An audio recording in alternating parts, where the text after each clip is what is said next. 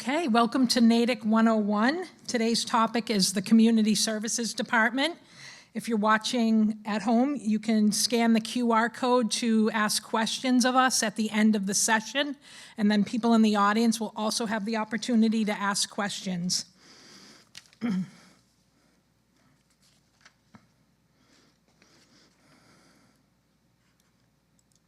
So, community services. I'm just going to start with a couple of pictures about community services around town to start us off. This is some pictures of Spooktacular at the Town Common, some pictures from the Natick Community Organic Farm, some lifeguards, and then a 2025 New Year's Eve celebration here at the Natick Community Senior Center. Today we're going to talk about an overview of the community services. We're going to have division highlights, and my staff here is going to talk about their divisions, and then we'll give you contact information for community services in case you want to get in touch with us or get involved, and then there'll be time for questions and answers. So the Community Service Department is comprised of the Council on Aging and Human Services, Veteran Services, the Natick Community Organic Farm, Sassamon Trace Golf Course, and Recreation and Parks. We seek to improve the quality of life for all of our residents by designing and offering a wide range of educational, recreational, cultural, and health and fitness related opportunities for residents of every age. We like to think that we have stuff for people to do inside and outside and ways to connect with nature. So the divisions that you're going to hear from today are Sassamon Trace Golf Course, Recreation and Parks, Council on Aging and Human Services, the Natick Community Organic Farm, and then Veteran Services. First, I'd like to just give an overview of the staff. I am the director of the department, and then we have 5 departments that are involved in our organization. The Community Service Department has 2 people that are administrative, that's myself and 1 other person, and we assist all of the divisions across the department. Recreation and Parks is led by the Director of Recreation and Parks, has 7 full-time staff and 2 part-time staff year-round. The Council on Aging and Human Services is led by the Director of Council on Aging, also has 7 full-time staff and 6 part-time staff, and works out of the Community Senior Center. The Sassamon Trace Golf Course has a golf manager. There are 4 full-time employees and then 20 part-time employees that help. They are located at the golf course. The Natick Community Organic Farm has an executive director. There's 7 full-time staff and then 9 part-time staff. They work at the Natick Farm. And then the Veteran Services has a Veteran Service Director. There's 2 staff. They also work at the Community Senior Center.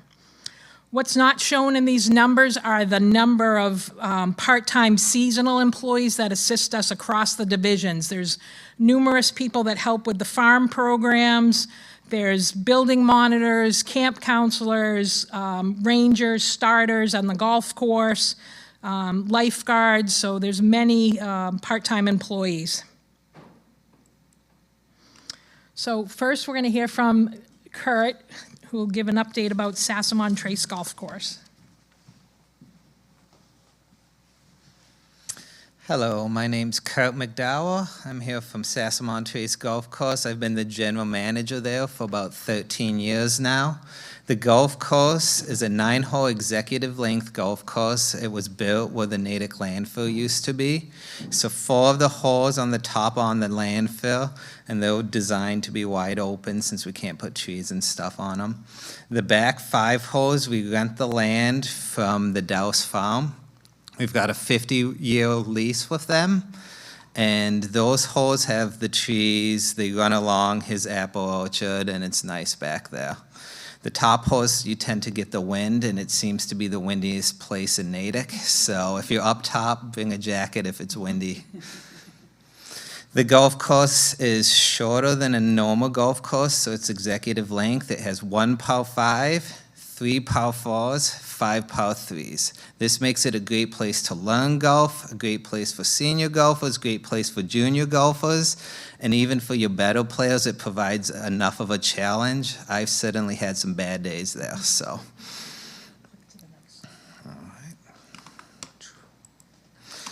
The golf course itself does over 45,000 rounds last year. So that's a good mix of juniors, seniors, and adults. It's pretty evenly spread. We have a variety, men, women, so it's pretty evenly spread over all the demographics that we get at the golf course.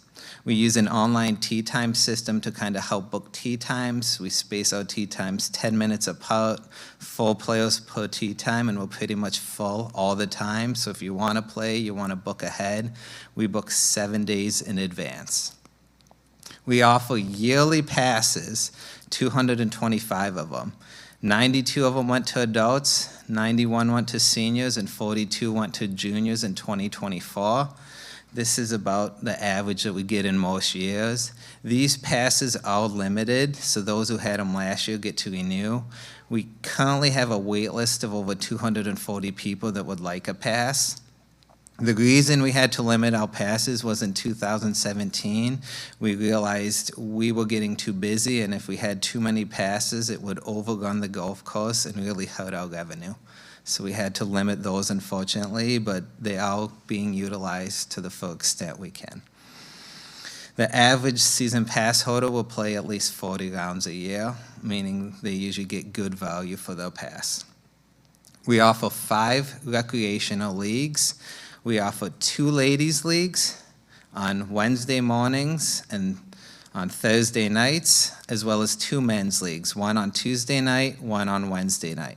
All of these leagues this year have over 90 players in, so they're very full. We really can't fit many more unless we go into darkness. We offer 1 co-ed league in the fall. We offer it on Tuesday mornings, and last year we had about 60 players in it. These leagues range from really good golfers to even some beginners get in there. The key is, as long as you can move along, it's a great way to be able to get out on a weekly basis. We do offer adult and youth lessons. We do group lessons through our website. The kids lessons, we go from ages 6 to ages 17, and then we offer adult lessons for any age. These lessons are geared mostly towards beginners to help you learn putting, chipping, hitting, and then we actually take you on the golf course for the last lesson to make sure you understand how to play around the golf course. We also host a number of different golf teams. The Natick golf team plays out of Sassamon, as well as Dover Sherborne, the Wellesley JV, and the Wellesley's girls team. So we're one of the courses. We host a number of high school players. We've hosted a few high school events, a few different junior events over the years. So we do try and encourage junior golf and allow the high schoolers to play as much as we can. We switched to in-house maintenance in 2012. The main reason for the changes were, 1, to save some money. It was cheaper than having to lease it out. The other reason was it allowed us more control. So we're able to better maintain the golf course at a lower cost. Today's a good example where the staff is out aerating the greens, which simply means they're punching holes in the greens to allow them to breathe. This allows us to apply less water, less fertilizer, save money on the back end, and it's a good practice to be doing. We usually do that twice a year, as well as we aerate our fairways now once a year. All this is to try and help conserve. We also have went to more friendlier chemicals and fertilizers. We're trying to spray less, use less to be more environmentally friendly. The maintenance team consists of about 6 people with 2 full-time staff and 4 part-time staff helping out. Eric is our superintendent and Steve is assistant superintendent. I have 1 assistant, Scott Garrett. He also would teach the lessons as well. And then we have about 15 part-time staff that help run the shop and the tee. The golf course over the past couple years has been financially viable. We have covered all our fees and capital expenses through our user fees. So the user fees pay for all the expenses, and it's been a great way to offer recreation to all different types of people. The golf course is looking to make a few big changes. We had money approved to improve our bunkers in the next couple of years. We're going into procurement now, and we're hoping to get those done as soon as we can. We also need to upgrade our irrigation system in the next 7 years, as well as our cart paths. So we've been putting money aside for all these projects moving forward. And that will be it for me.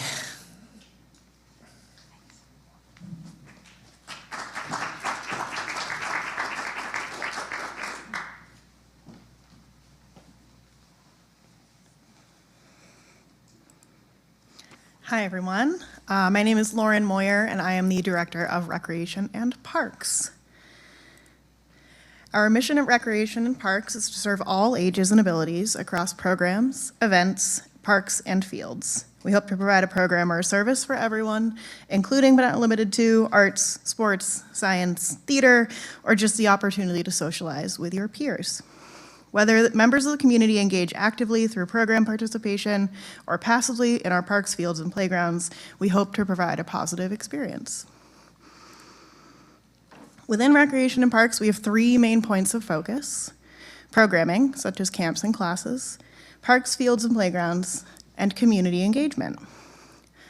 Within our programming, each one of our staff members focuses on a different age division, starting with one of our staff members for pre-K and youth programming, who oversees playgroup and sunshine, Wood Trail Camp, and many of our youth enrichment classes. Wood Trail is our biggest summer camp, serving about 400 participants per week, and hiring about 100 staff members. Campers have amazing opportunities to hang with their peers, play sports, create art projects, put on performances, and much more. Our Teen Center coordinator focuses solely on our after-school program. The Teen Center is an after-school program for middle and young high school students. They have the opportunity to check themselves in and out of that program, and it provides them with an independent option in their afternoons. This program operates out of the Cole Center and serves usually middle school, and it runs all school year long. We have a staff member that focuses solely on teen and adult programming, including sports leagues for basketball, pickleball, field hockey, and more. They also operate Memorial Beach, our seasonal beach opportunity next to the high school. We hire high school and college-age lifeguards, attendants, swim instructors, and swim team coaches to run that beach for about 8 to 9 weeks a season. Through those programs, we provide activities for all ages and the opportunity to swim for residents and non-residents. And finally, we have one more member of our program team, Melissa, focuses exclusively on adaptive programming for adults with special needs, including the operation of Camp Arrowhead throughout the summer. Camp Arrowhead is a unique and long-standing summer camp on the shores of Lake Cochituate and provides a traditional summer camp for individuals with special needs, ages 5 and up. This program pairs each camper with a one-to-one volunteer who is often a Natick High School student, and they spend the rest of their camp week together participating in all camp activities. Through our programming, we hire about 150 to 180 part-time staff members each summer. So in addition to providing programming for residents, we're also providing job opportunities and leadership opportunities and mentorship opportunities for teens and young adults in Natick as well. Moving on to our parks, playgrounds, and fields. We oversee about 40 of them total. We take care of all of the playgrounds in town. We hope to continue to design and maintain them, and have many goals for projects in the future. We permit fields to local sports groups and community engagement. So we work with nonprofits, we work with PTOs, and we work with residents to ensure that parks are accessible to everyone. And then we work closely with Public Works to ensure that our parks are clean and well-maintained each year. You will also see Recreation and Parks out in the community. We run a variety of special events, and we participate in many events hosted around town. We work with all of our town partners, including town departments such as police and fire and public works. We work with the schools, we work with our community services team, and we work with the greater Natick community to make sure that we can engage with everyone, not just those that participate in our programming. Throughout the year, we hope everyone has the opportunity to engage with us. Coming up next, we have our summer concert and movie series. We'll be hosting 13 concerts on the Common this year and 2 movies. Concerts start with a performance exclusively for our little ones, and then only about an hour later, we do an all-ages performance that's welcome to everyone. And then our movies run late on summer evenings. We pop up on the Common, put a big screen up, and let you guys come and sit on the park and watch a movie. And then there's Natick Days. Natick Days is our biggest event of the year. We welcome 125 or more local groups and sports teams to the Common, and we provide each of them the unique opportunity to fundraise for themselves. So Natick Days can look like a festival or a big carnival, but it's a little bit deeper than that in that everyone can fundraise for their individual group. We get sponsors from local businesses to help pull that event off, and without them, we wouldn't be able to have our bounce houses and our activities and all of the signage and all of the public work and police support that we need to pull that event off. And then towards the end of the year, we will have Spooktacular just before Halloween and holiday lighting with a Santa parade just before the winter holiday season. So we hope at some point or another that we get to see many of you around town, and we invite you to come participate in any and all of these events. So far this year, we've hosted a Sweetheart Dance where young participants can bring an adult of their choice to come dance in our Cole Center. And then we've had our fun spring events such as the Flashlight Egg Hunt and Fun with the Bunny. Both of those kind of celebrate the spring season and once again are geared towards our younger participants. But we have many community opportunities to come, and we hope to see you there.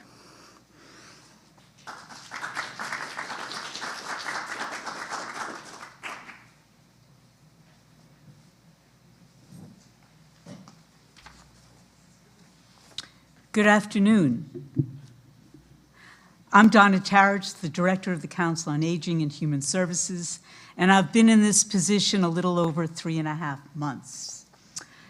In my prior roles working with older adults, I have collaborated with senior centers, and I am proud to say that the Natick Community Senior Center is extremely active. There have been 14,814 visits to the center from January 1st through April 24th. There have been 5,077 registrations processed at this current time, and there have been 33,302 visits to the center so far this fiscal year. And please note that this does not include drop-ins to fitness centers and evening visits.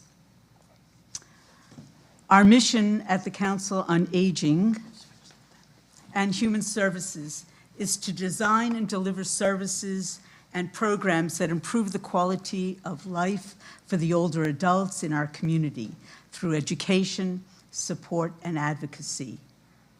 There are over 150 educational, cultural, wellness, and social programs available each quarter. In addition, there are drop-in exercise classes, drop-in billiards, poker, mahjong, quilting, Zumba, Tai Chi, and yoga.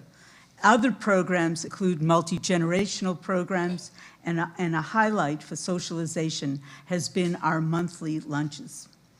There is a technology workshop with the Natick High School Robotics Club.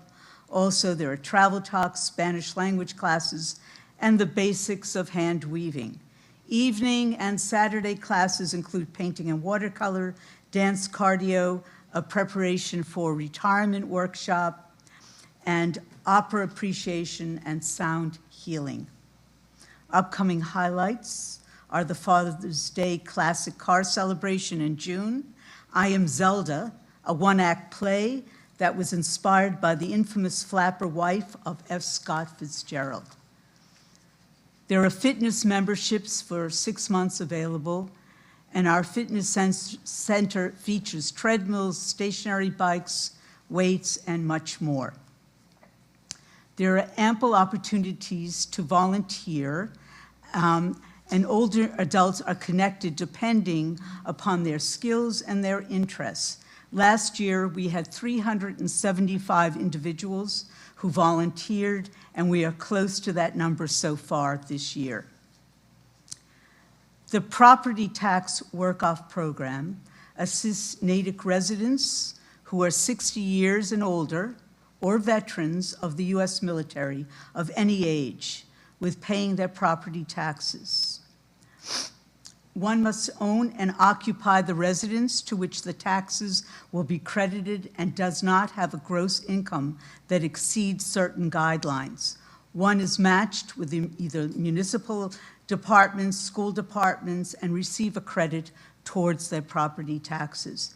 Our volunteer services manager can provide more information and an application. Transportation is available through the Natick Connector, and this is door-to-door transportation for medical and appointments, grocery shopping, personal needs, and the Natick Connector will go to Natick, Framingham, Wellesley, Sherborne, and Wayland. Also, upon request, will also go to Newton Wellesley Hospital and the Ashland Market Basket. The Natick Council on Aging will schedule taxi service for residents to medical appointments outside of the Metro West area. There is no charge, and this is through a grant from Springwell and the Executive Office of Aging and Independence. Human Services plays an integral role at the Council on Aging. There is an information and referral line to provide resources for the community. The staff specialists meet the individual needs, such as access to healthcare, disability services, food assistance programs, legal assistance, mental health services, and transportation. Staff assists with complex applications for public benefit programs, including SNAP, subsidized housing, and more. There are support groups, including the Bereavement Support Group, Caretaker Support Group, and the Low Vision Support Group. There is a monthly memory cafe for individuals with dementia and their caretaker or partner. This includes musical entertainment and a light lunch. A new human service program will include the workshop series facilitated by a nutritionist on living your best life with diabetes. Durable medical equipment, such as walkers and wheelchairs, are loaned out for the individual who's having surgery or has other mobility issues. The AARP tax preparation program, volunteers come and they help prepare income taxes for residents at no charge. There are 2 trained SHINE volunteers who come to help individuals with insurance questions and aid in signing them up for insurance. Other ongoing services include a blood pressure clinic 2 times a month, a podiatry clinic 1 time a month, and an opportunity for a telephone consult with an elder attorney once a month. Our caseworker has a caseload of 75 Natick residents who need guidance for services and benefits. At the center, we have a cafe and library, and each weekday morning there are a group of members of the community who gather for a cup of coffee and to socialize with one another. For many older adults, the center is a place to make new friends, to socialize with others, to learn, and to be provided with advocacy and assistance. The staff of the Council on Aging and Human Services reaches out to participants for feedback to fulfill the mission to provide programming and advocacy to improve the quality of life for older adults in Natick. Thank you.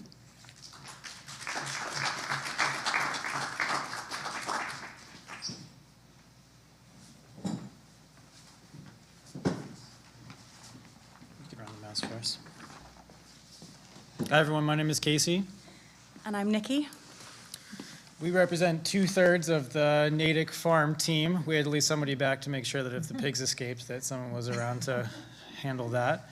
The Natick farm has been around for 51 years. We're entering our 51st year, and we celebrated our 50th last year.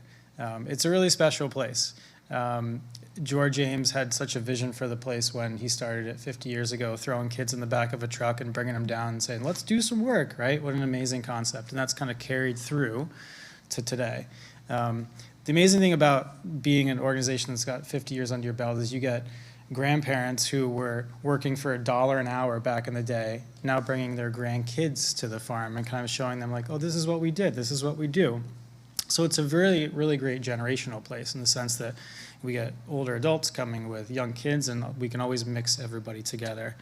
We're open sun up to sundown every single day, year round. Oh, thank you. And so whether it's raining, whether it's snowing, people can come enjoy the animals, come to the farm stand. We see between 20 and 25,000 people come through the farm every single year. And we really live at this confluence between our mission kind of ties the education and the production together. Those things overlap. We definitely produce things, but we do it as we integrate people into the mix at the same exact time. We'll talk a little bit about the individual arms and then how they kind of all come together. The produce side is amazing. So our season starts in February, maple syrup, goes into seedlings, goes into baby animals. If you want to see some really cute lambs, come on down to the farm right now. Goes into our vegetable, flour. We do everything. That's kind of like the bookcases essentially that kind of squash everything in. That's kind of how we know what we're doing day to day. We were one of the first certified organic farms in the state. And most recently, we've switched to a lot of regenerative growing practices as well. So we use a really deep no-till system, which keeps the carbon in the soil instead of actually going up into the air. So we're proud of those two things. On the education side, we often say that education is our best kind of crop, essentially. We work with tons of teens, tons of staff members, tons of volunteers. No matter what's going on that day, we integrate people into that mix. So when I left the farm today, our homeschool kids are actually out helping kind of move the sheep around. It's a really fun thing. So this is the time of year when we get our sheep out on grass, and we give a small kid a bucket and say, run, go to the first pasture, right? And as we do that, we teach them why. Why is really the most important thing. We say, why are we doing this today? Why are they going out on pasture? And so why is a really important thing that really moves us through the entire process. We have 3 major events throughout the year: Maple Magic, Farm Fest, which is coming up in 2 weeks, and then our Harvest Dinner, which is kind of our big thing to help support the teen programs in September.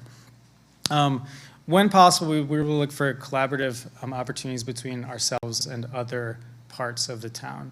I'm going to highlight 4.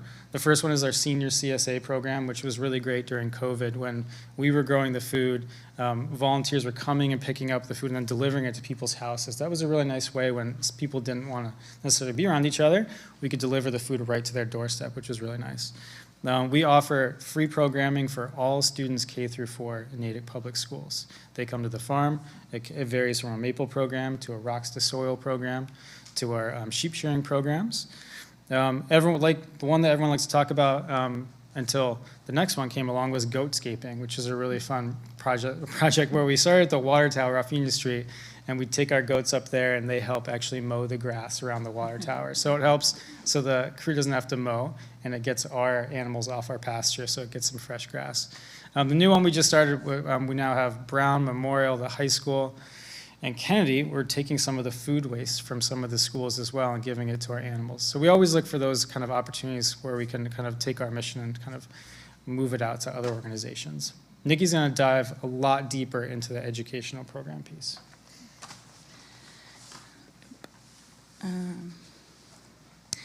Okay, so my name's Nikki. I'm one of the assistant directors. I'm the assistant director of internal operations at the farm. And as Casey said, education is our biggest crop.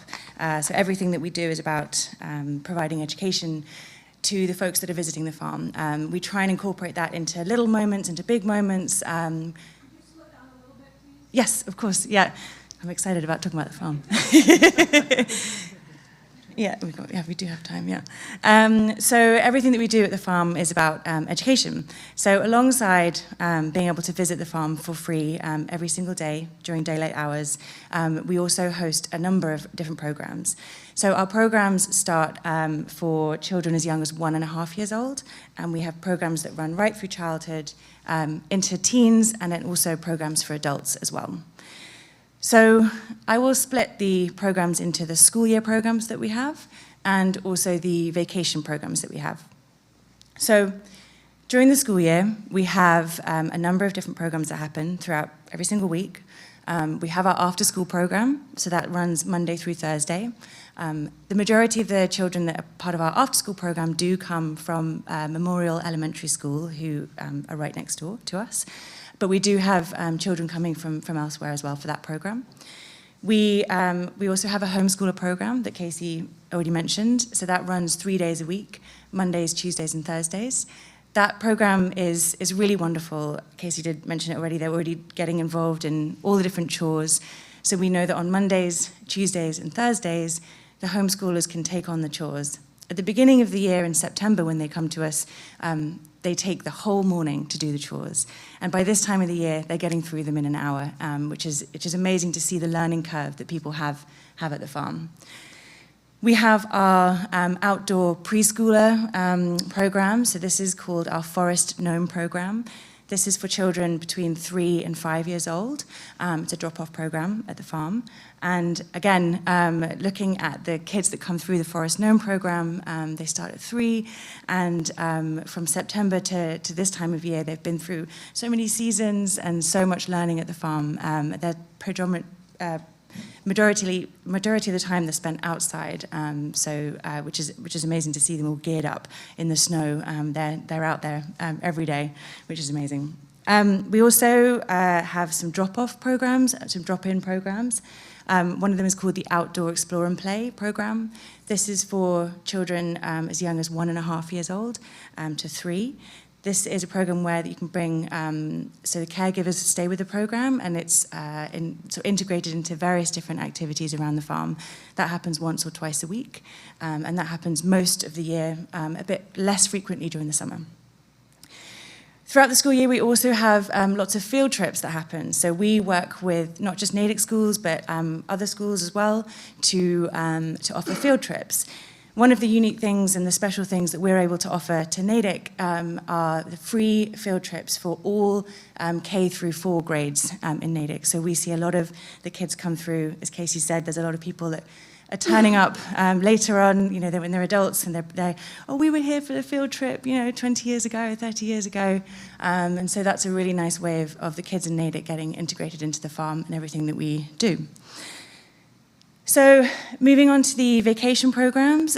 So we have February, April, and summer programs. We have half-day programs. So we have a morning session and an afternoon session. And during the summer, this year, we're actually providing 11 weeks of programming. We've added another week to the August schedule this year. Again, we are incorporating the farm into every single program that we're offering. So at the beginning of each day, the activities for what's happening in the farming world, in the production world, we kind of have this meeting in the morning, and then we allocate tasks to the programs that are coming in that day. So we have 3- and 4-year-olds planting basil. We have 5-year-olds that are helping to top up animal waters. And I think last year we had some of the teens in the teamwork crew building bridges for goats. So we cover all bases. So that takes me to the team programs. We have a program called the Teamwork Crew over the summer, and it's just a paid work opportunity at the farm for teens that can come in and learn all things farming, but really they're learning how to be part of a team. They're learning how to take responsibility for the work that they need to do that week. It is led by teens, so somebody that's been through the program will then be leading the teamwork crew and sort of organizing the crew that week. So it's, again, a very special program at the farm. Alongside these, we also have things like our farm discovery days. So once a month, generally on a Saturday, we have a discovery day where in the morning we have a teen volunteering opportunities. So we recognize during the week it's hard for teens to come to the farm and volunteer. So on Saturdays they can come in and they can clock off some of their community hours. We have a program where we learn and teach nature crafts. We have a We Farmer program where families or play groups can come and, again, get involved in the chores or do a farm activity. We have our Forest Gnome Open Day on those days as well. So these farm discovery days are a great way to kind of get a taster for the farm. We're trying to, as my colleagues have said, trying to offer various different times, different groups, different programs, and trying to make sure that we're open and providing for the needs of those around us in the community. So there's lots to get involved with. If anyone wants to try and keep track of all of those things, you can check the website and social media, and also we send a newsletter out every other week, which is a really great way of being like what's coming up in the next 2 weeks. So yeah, that's the farm. Thank you.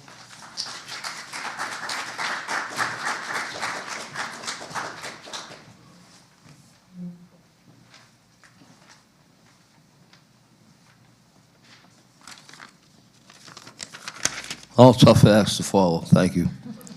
That's why I go last. So when they put the program together, you know, I kind of took it and dissected what was written here. Served over 782 veterans and family members in 2024. Well, that's an easy breakdown, and the number could be accurate, may not be accurate. But veterans and family members that come into my office, I've got a new neighbor. She calls my door the revolving door of the community center, and people in and out daily, all day long. But you know, the main reasons they come in there for is many veterans get out of the military and they have no proof of service. So what we can provide for them, it could involve going to state archives or national archives in St. Louis. We get a discharge paper for these individuals or family members who lost a veteran. I'm helping plan a funeral right now, and that was my phone call in the corner. So it's one of my not so pleasant parts of my job, and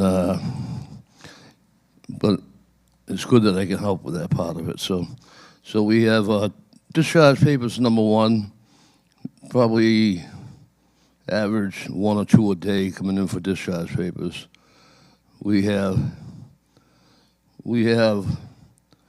health care concerns. Many veterans get out of the military and have no health care insurance, or they've been out of the military for a long time and have no concrete health insurance. So between the recently discharged veterans and our senior veterans, we have the VA healthcare system. And what I'll do is, if a veteran comes in, a family member comes in, I'll hook them up with the VA healthcare services. I'll print out the application, I'll fax it to the VA healthcare services for the individual. And that's the main part of our daily business of the state, 782. But there's a lot more to the job than just that. Unfortunately, in this day and age, we all know the nation is usually at war, or close to it, intimate danger of war. And we are now. And one of the things that happens when, say, the Iraq, Afghanistan, the sandbox war of 20 plus years, the veterans get anxious. The veterans get depressed. So what I generally have to do, and that includes suicidal ideations and suicidal comments in my office. And I'm fortunate to have the ability to reach directly to the different VA hospitals, therapists, from your licensed clinical to your psychiatrist for these veterans. I have 2 veterans on my caseload right now that are in a VA facility because of their suicidal ideations. We got them right in. And I told them yesterday they're doing okay. We have veterans. This is one of the proudest things I've done in my job, besides taking a veteran by the, by the hand with suicidal ideations to a VA facility, is the Veterans Squares in the town of Natick. When I came to Natick 15 and a half years ago, I have been involved in one veteran square in 30 years of activity in the veterans community. I came to Natick and says, we're going to pick the pace up a little bit. Since then, they've told me to slow the pace down a little bit, but we haven't. So I have 3 on in the winds right now, waiting for a veteran squares. One's this Saturday, and that's one of our well-known veterans in Natick, Warren Griffin, retired school teacher, and his families, including the first one honoring a Civil War veteran. I'm gonna post the discharge paper right on my podium, so you can all see it. First time ever you're gonna see a square with the war between the states written on it, or Civil War, whatever the DPW sides. Next big item on my agenda, regular agenda, is VA service work.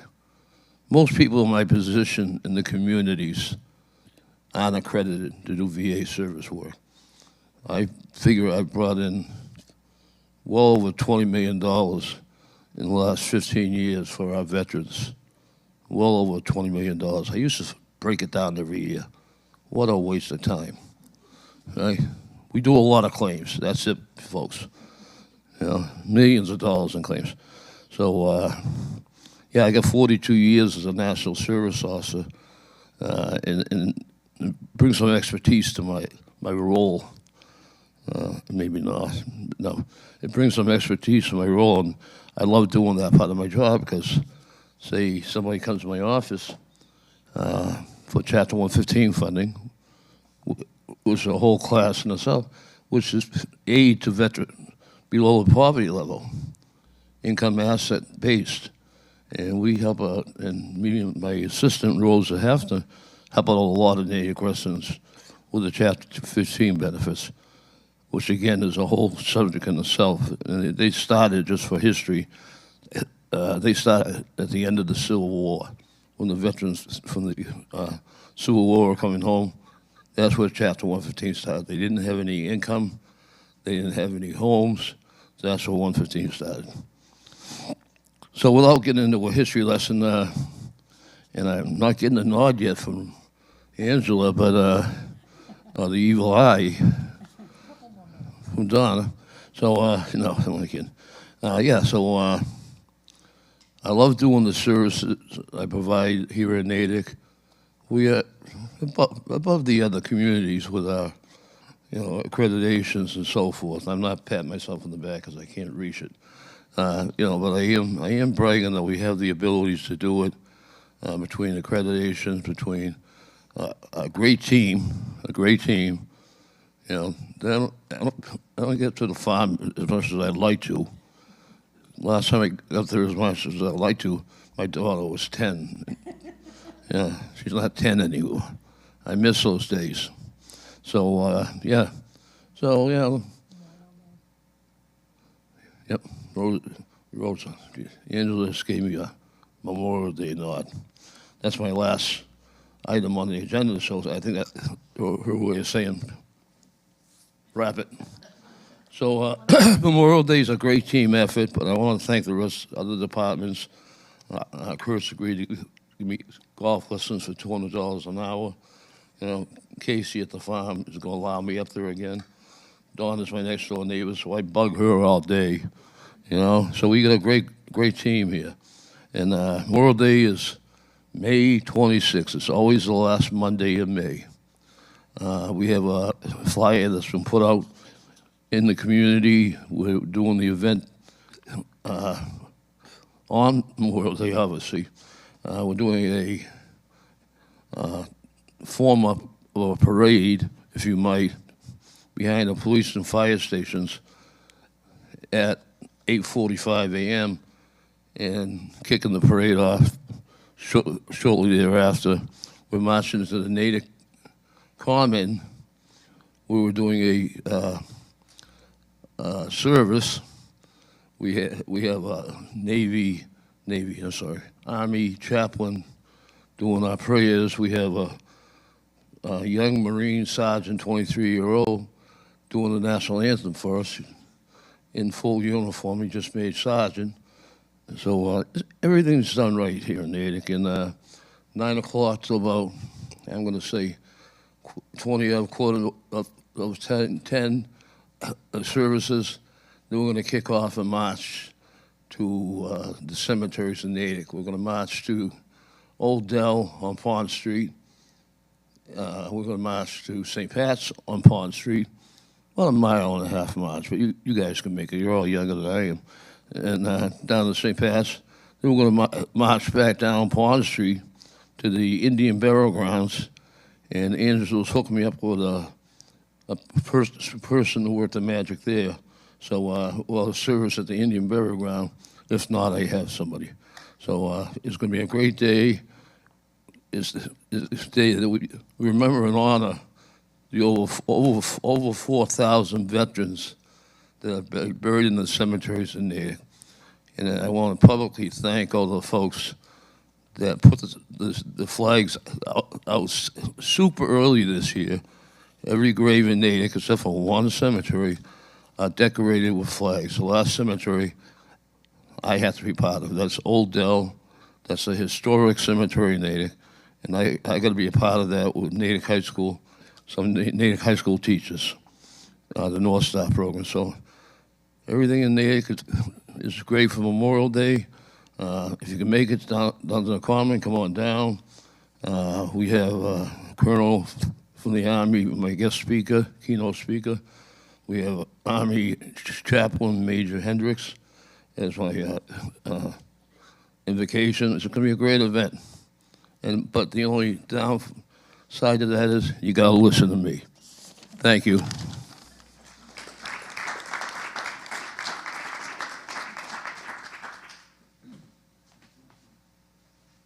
All right. So I hope everyone got a little information today, learned something new about our community service departments. We have a great team. We really enjoy working together.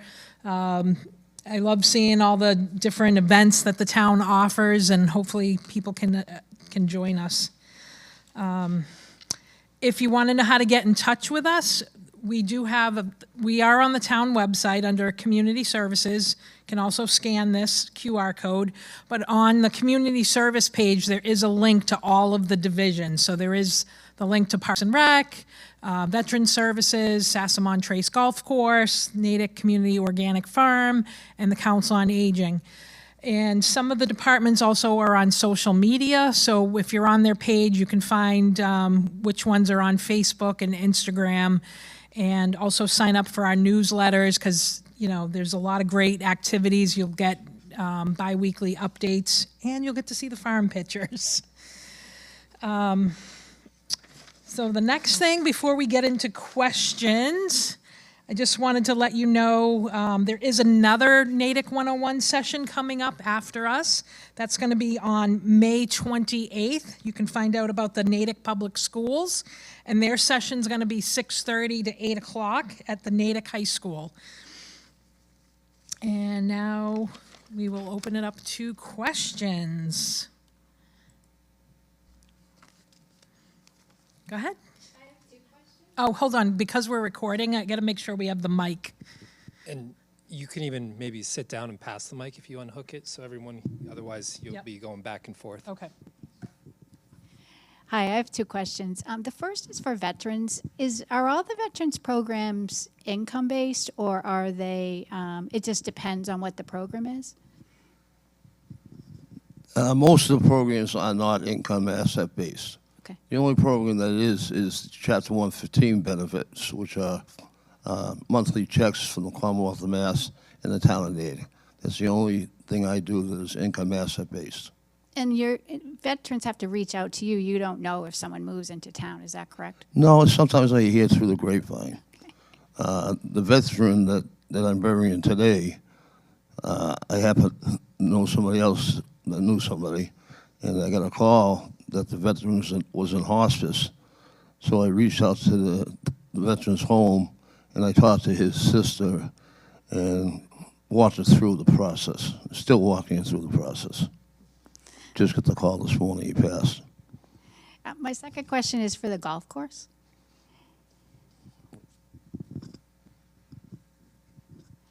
Can you say a little bit more about the adult lessons for beginners? Yeah, so the adult programs run Mondays, Tuesdays, Wednesdays, and Thursday nights. It'll run 4 weeks, so you'd be there 4 weeks in a row on either one of those days. We start off, usually we have putting, so we'll spend an hour putting, do an hour chipping and pitching, do 1 hour hitting the third week. And then the last week, we spend an hour and a half to 2 hours on the golf course, and they'll walk you through how to play, where you should be going, kind of pace of play, take any questions you have, and it's really a great way to introduce people to golf. And what's the fee? The fee is $200. Okay, thank you. You're welcome. And we've got about 5 questions online, so we'll just bounce back and forth. But if you have a hand up, I'll just hand you the mic. Otherwise, we have a staff member who will read questions.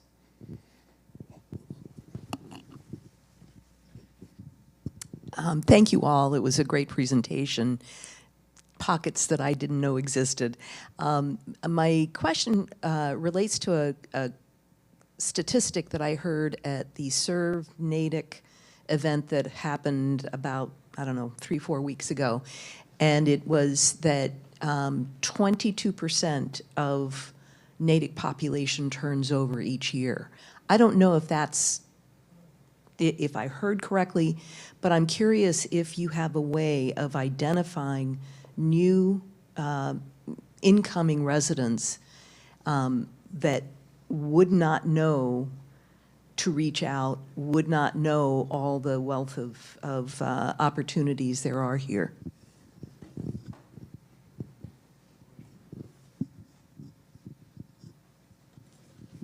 I don't know the exact number, but I think it might even be higher, the amount of people that live in rental property and then, move out every couple of years. So I think what we're trying to do is just get the word out. We advertise on the town website. We try to put brochures in different places throughout town. And really, word of mouth is probably our biggest way of getting the word out to people. So that is something we're trying to do, is just make sure everyone is aware of all the opportunities we offer. Thank you. The only thing I would add to that is, because I think Mr. Dan Shea from the Service Council gave that stat, and I ended up giving him some of that information. So that's just U.S. Census data as far as the number of residents that have a tendency to churn or leave our town every given year. From a new home buyer purchaser, we have about 40 new home buyers monthly. And that's if you eliminate like COVID and some of these, peaks and valleys. So we know how to get them. It's the renters, to Angela's point, which is about 31% of all of our residents right now, so a pretty big population. Any other hands? We can go online. We'll go online in just a second.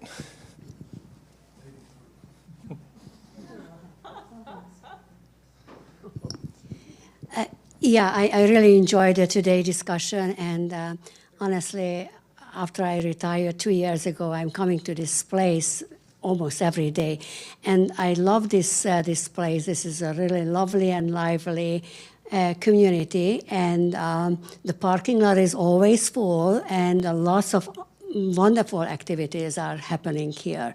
So I have a bunch of questions. So the first one is about the budget. For example, how this, most of my questions are related to the senior center. So what is our budget? Who is sponsoring us? Do we get a grant, or we are just supported by the town or also by the state, and how the different programs could participate in this event? My second set of questions is... Can we answer that one Yes, first? It's pretty please. detailed. Oh, okay. Okay, just so I'll just give a high level, and then Donna can jump in. But we do get town funding as a town department for the full-time staff. We get money for transportation for some of the taxi rides that we do. supplies. We do get wellness money for the wellness classes that we offer.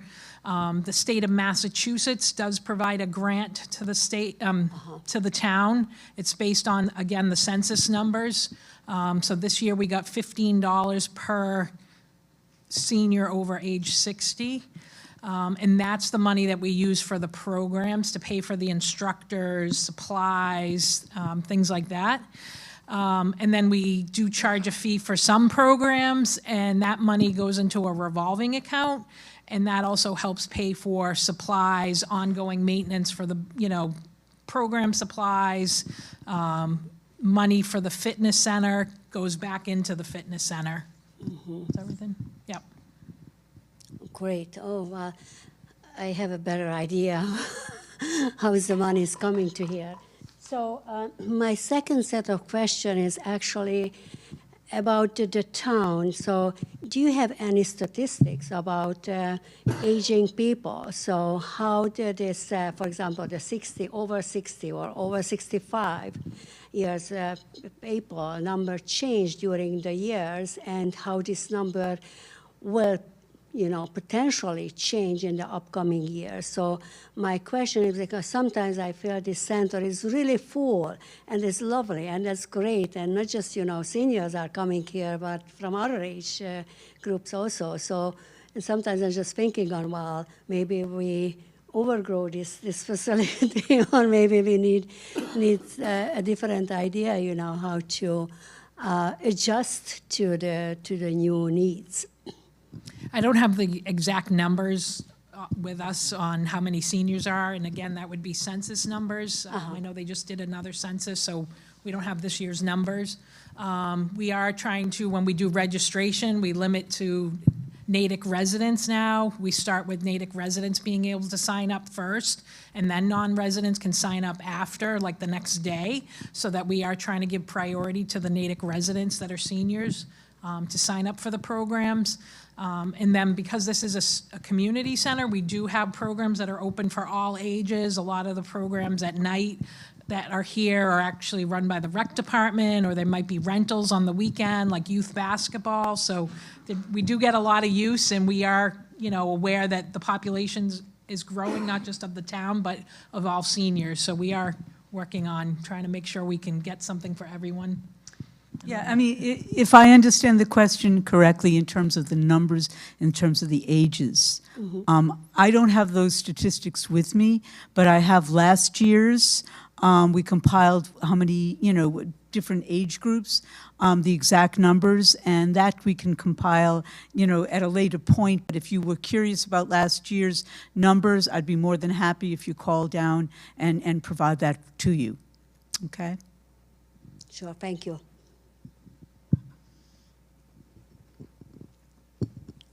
I have one comment and one serious question. Comment for Donna. How could you fail to mention pickleball? Well, I purposefully didn't. to shut me up, I know. Okay. Moving on. Paul, do we have an issue with veterans who require housing assistance? That's a good question, but we don't have an issue for that. I'm on top of that, those programs. We don't have any veterans in Natick that are homeless or would ever be homeless. Because once I find out that they're in jeopardy of becoming homeless, I get them housing. So Natick would have, well, I think you're talking, Mel, about veterans housing complex type of setup. We don't have that in Natick. Okay. We've tried for a number of years to incorporate that into the town, but so far without success. But there's not a need for it right now.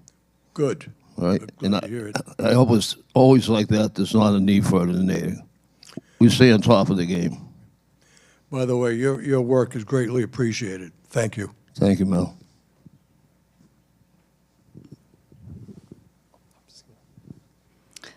Okay, so our first two online questions are for the golf course.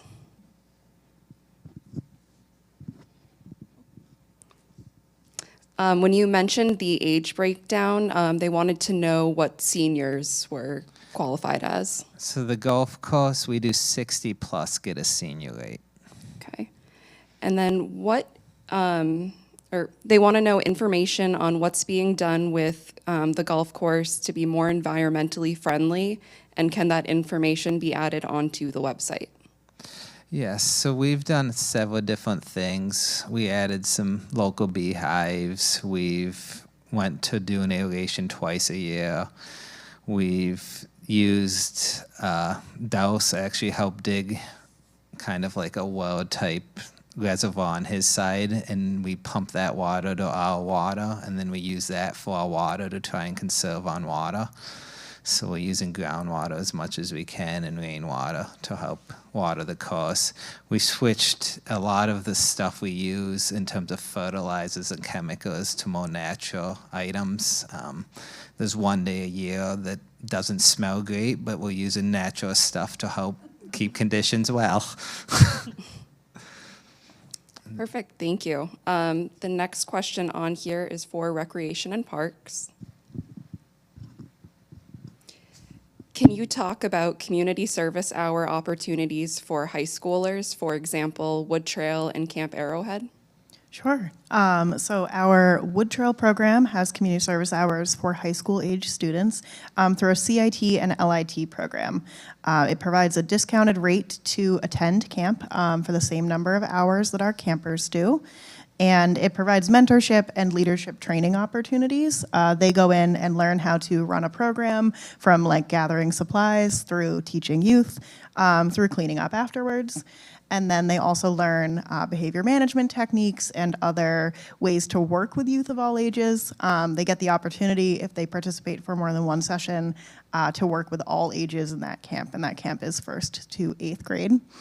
Generally for the department, most of our volunteers come through Camp Arrowhead, where they are paired one-to-one with a camper, and they get to live that camp day with those campers. And then we do have volunteers at our other youth serving programs, such as Sargent and Sunshine. We have volunteer swim coaches and instructors at Memorial Beach. And throughout the school year, we have opportunities for them to still work with youth and engage in our programming. Thank you. And the last question we have online right now, it doesn't have a specified department, but it was sent in during the Council on Aging and Human Services section. And it is, have you thought or looked into opportunities to share these incredible opportunities through the local Town Pages newspaper? Through the local what? Newspaper.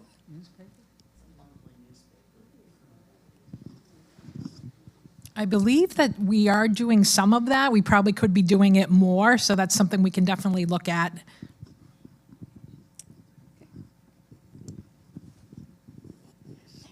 I have more comments than questions. The first one, I'll start down the line.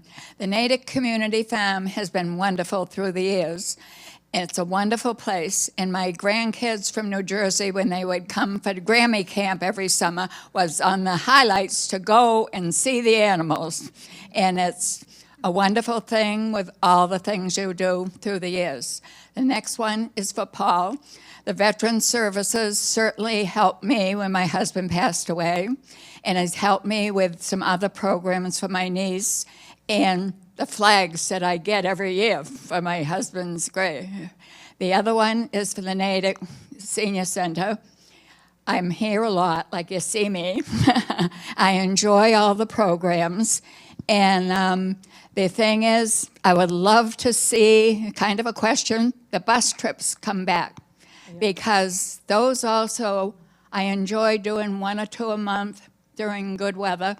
And it's something a lot of my friends are hoping that you do bring those back, okay? You have my word. They are coming back.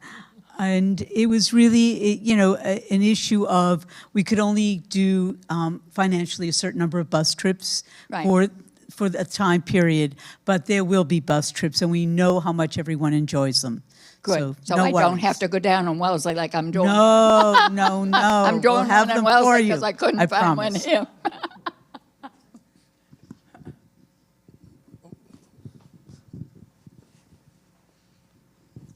Hi, thank you all for coming out today.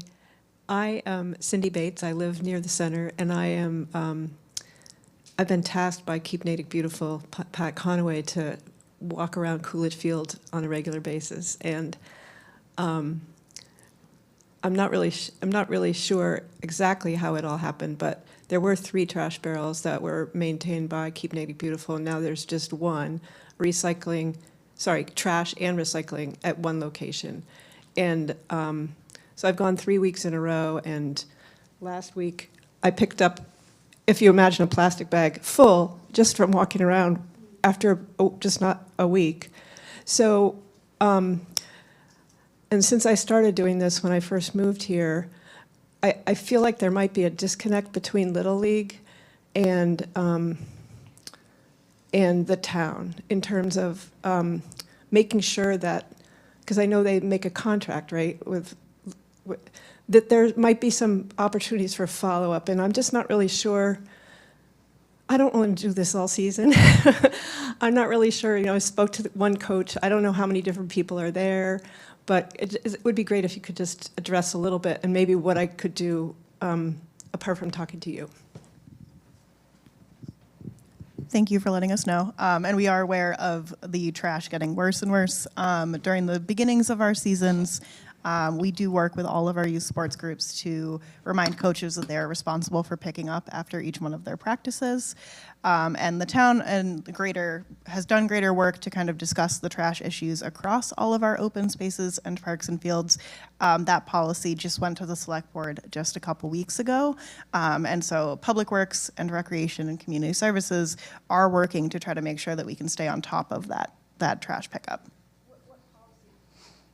We're working to, Angela can speak to it more, we're working to work with Public Works to ensure that trash pickup is done in a timely manner and maintained.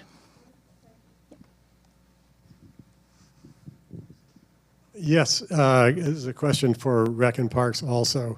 I know that the master plan and ongoing discussion about the shortage of athletic fields in Natick is a priority.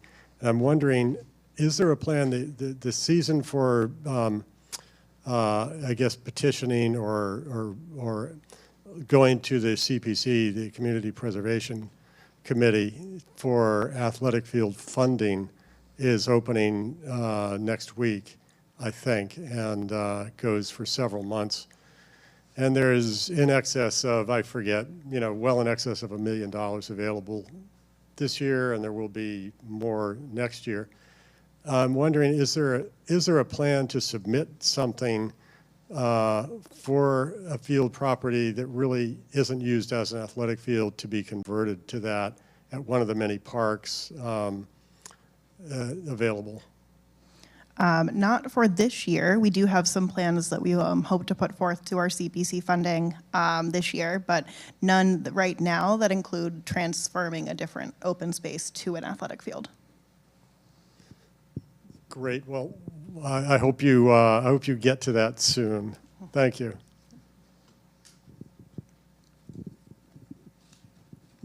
I forgot my other question. So I rode my bike today, and I didn't see any obvious bike racks here at the senior center. And did I miss them, or is it something you could put on your list to put in? Something we can look at. You're probably the first person to ask about that, so it's a good idea. Oh, we have one? Kathy works with us. Hold on. Okay. We do have some.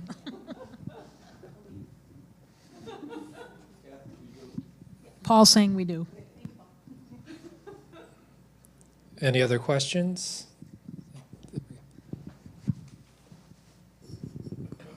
Thank you. And yes, thank you to everybody for all your presentations today. It's very appreciated. My question, I guess, is to Parks and Rec, but are you at all responsible for all of the open trails that we have and then publicizing? Because we actually have some, I know the rail trail has its own group that publicizes them, but we have a lot of great walking trails in town, and I didn't know who was responsible for either upkeep or helping to promote those. Yeah, so actually, open space and is kind of and conservation are kind of the ones that own most of our walking trails. Between recreation and parks and open space, we cover most of the town property. Should you want to know exactly which trail falls under which, you can give us a call and we can help. But open space and conservation has a team of park stewards that help maintain their trails, and they are usually the ones that have the best trail maps right now as well. Thank you.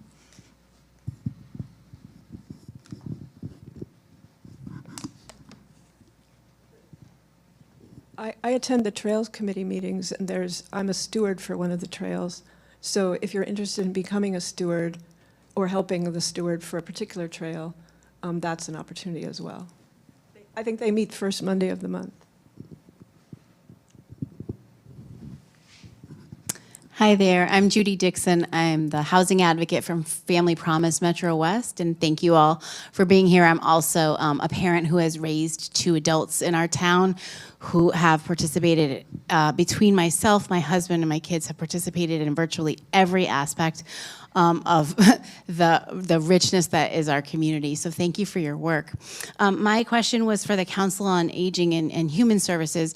I'm wondering if you conduct any outreach and or programming at our senior housing at Cedar Gardens or Coolidge. I understand there are some significant needs among the residents there, and wondering if we can get some of the exciting services and supports to where those folks are living. The answer is yes. We do reach out to the subsidized housing in Natick. We most recently presented about the programs that are available to try and encourage, the residents to come and participate. In terms of the human services, I'm going to turn to you, Debbie, because I know that Debbie Budd is the assistant director of human services for the council, and I know that she does an awful lot of work with Cedar Gardens and Coolidge. We work very closely with Jane Purser, who's the resident service coordinator for Natick Housing. So she's aware of all the programs and services that we can provide, and she'll often include things in her own newsletter that we're doing here. We also recently just finished up a hybrid program grant where we had a large TV and Zoom cart available in the community room at Cedar Gardens, and we're able to stream some of our programs and some other programs over there for those residents as well. And to piggyback on Debbie's comments, we hold several open houses to the veterans and spouses and widows at Cedar Gardens a year to tell them about the benefits that are available, because it's mostly not a well advertised asset for any town. We're better advertised in Natick than most towns, but that's only because Donna tells me I got a big mouth.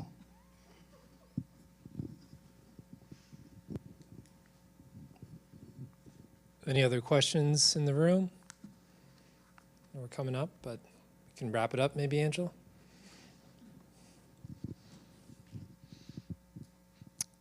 So just wanted to thank everybody for coming out today. I really appreciate the people that came in person. And again, visit our website so you can connect with all of us. And hopefully we'll see you at one of our programs soon.